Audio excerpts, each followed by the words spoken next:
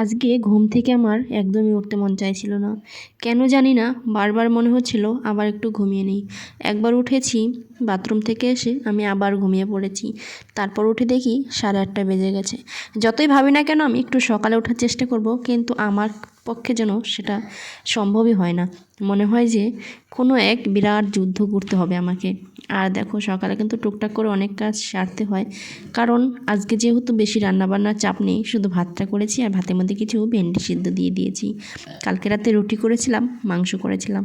কালকে ছিল বুধবার, আর বর কিন্তু কালকে সন্ধ্যাতে মাংস এনেছিল। কিছু চিকেন পকোড়া করেছি আর কিছু মাংসর ঝোল করে নিয়েছিলাম। ঝোলটা কিন্তু একটু ঝালটা কম হয়েছে, তবুও খেতে কিন্তু দারুণ হয়েছে।